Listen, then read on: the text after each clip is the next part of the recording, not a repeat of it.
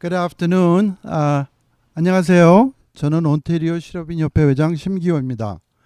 오늘은 온태리오 실업인협회 협동조합에서 편의점에 종사하시는 여러분과 함께 다가오는 6월 1일 온태리오주 총선을 앞두고 우리의 고충 및 애로사항을 주정부에게 알려주고 싶어자 하는 마음으로 이 자리를 만들었습니다. That was my first intro to Korean members. Hi, my name is Kenny Shim. I'm the current president of Ontario Korean Businessmen's Association. I'm here today in our office and warehouse in Etobicoke, joined by other convenience store owners from all across GTA and Ontario. Today, we're launching our 2022 Save Our Store campaign in advance of June 2nd Ontario provincial election. OKBA will be celebrating our 50th anniversary next year. At our peak 15 years ago, we had over 2,700 independently owned store owners all across Ontario. Today, sadly, only 900 members stores remain open. And the market environment continues to be challenging for independent store owner operator to stay alive. OKBA launched the original Save Our Store campaign in 2018. At that time, our goal was to raise awareness of various issues that were impacting livelihoods of convenience store operator. This included rapid increase in minimum wage, increase in electricity pricing, red tape with government, and lack of beer and wine sale at convenience store. We spoke about many issues during that campaign. However, one issue that continues to negatively impact us in a very significant way is the continuation of illegal, unregulated contraband tobacco. It's a serious problem in Ontario for convenience store as well as many other provinces, causing many store owners to give up or close their businesses. When we speak to our counterparts in British Columbia, Alberta, Manitoba, KBA, they are all experiencing same difficulties. Today, many of our members are barely hanging on. And it's a problem that if allowed to continue without immediate and strong government action to fight it, more of our store owners will be forced to close. We do not want this to happen, believe that government can and should do more to address this problem. We understand the last 2 years has been very challenging for everyone, including provincial government. We appreciate the fact that convenience stores are allowed to remain open, recognized as an essential service, just like grocery stores. During that time, we saw something very interesting and unexpected happen. During the initial lockdown in May of 2020, our members saw a significant increase in legal tobacco sale. Not only that, the increase in business overall. Because when customers came to our stores, they purchased more than the tobacco. On an average, our stores saw 50% increase, or in cases more than double. What happened there? It wasn't because people were smoking more. Our customers, so-called the regulars that come into our store every day, and their normal supply from contraband trafficker was in fact cut off due to pandemic. As a result, they came back into our store and purchased legal tobacco, which is sold under strict condition of government regulation. Regulations that legal store owners like me, or our members, force and enforce.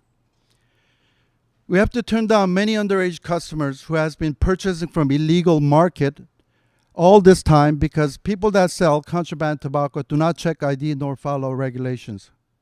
According to Ernest Young's study last year, the sudden unanticipated increase in legal tobacco sale increased the taxes of our government across Canada by $50 million a month.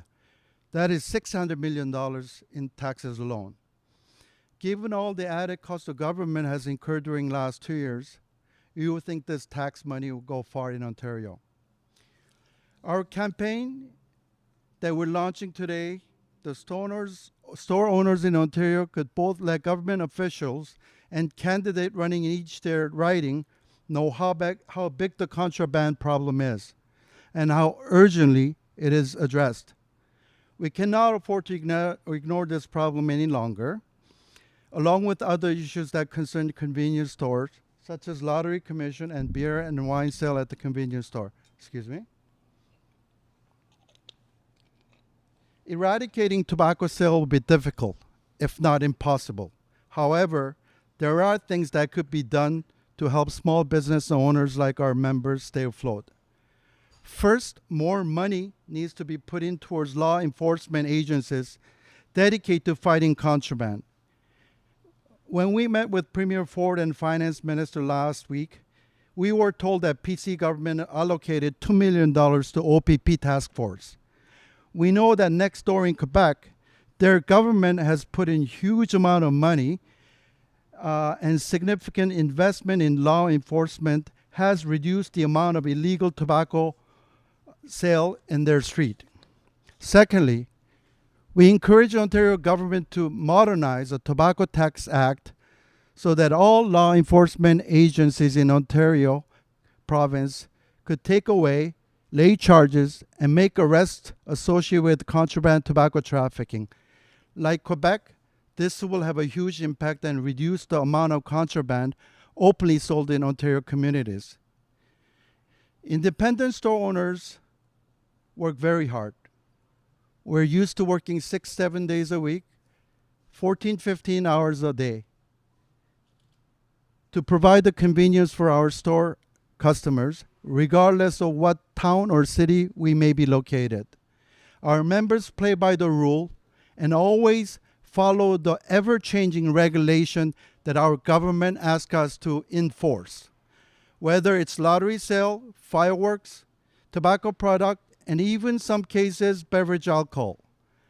Our members will take responsibility of selling age-restricted material very seriously. It is our livelihood.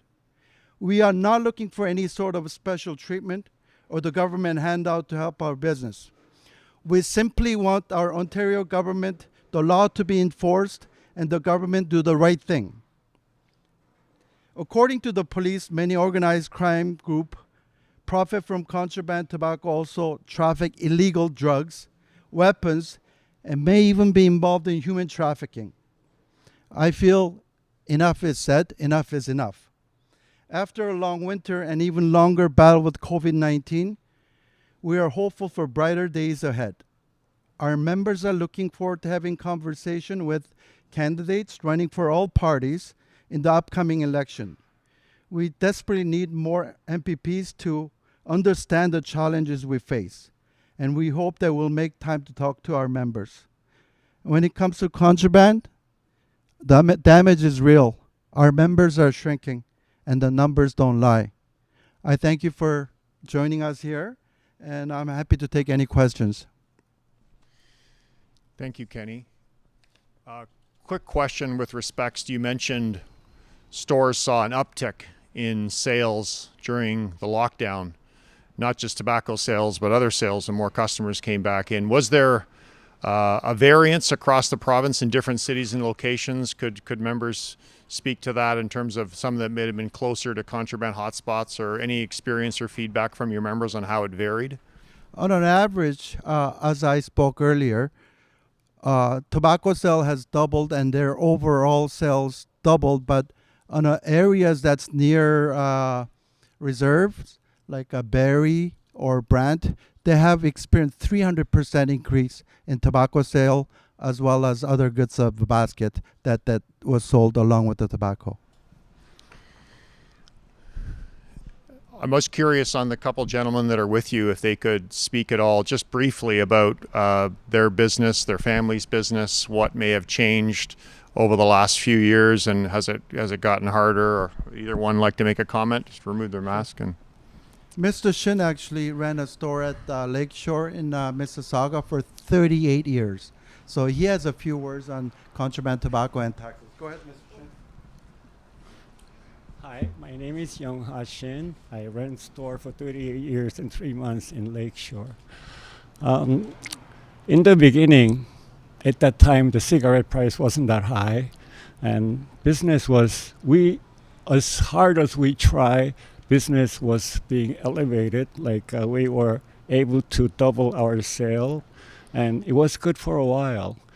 And then price of cigarette came added on to a higher price. I saw the people were disappearing. Like my customers were not coming back, and more. And then later on, I found out it's because they go to reservation to buy cigarettes. So, question: have you heard directly from customers how easy it is to get even in your community on Lakeshore? Is it readily available? Well, some customer don't show up at all, but some customer only buy cigarette from them, so they come for other convenience stuff, and they would tell me the price they pay, and which is less than half of the price that I charge, and I had nothing to say, Okay. Mr. Shim, one more question for you with Sure. respects to your members across the province. I know it sounds like they're hardworking folks. Are you going to be encouraging them to speak to candidates? Do you think they'll do that in the upcoming election and talk about this issue and others? Oh, we welcome the candidates opening the door with us. We're more than happy to speak to them about many issues, especially contraband, because a lot of people, when we find people selling contraband right in front of our store window, we try to call police, Metro Police, OPP. Whenever we call them, the time they show up is like next day. They're probably all the way back to reserve and having party or something. So we want the enforcement to be strong and be fast so that we could reduce the contraband sale in Ontario. And I have Brian is my associate. Actually, his father owns a store in Aurelia, which is close to the reserve. If you want to hear what he has to say, Sure. go ahead, Brian.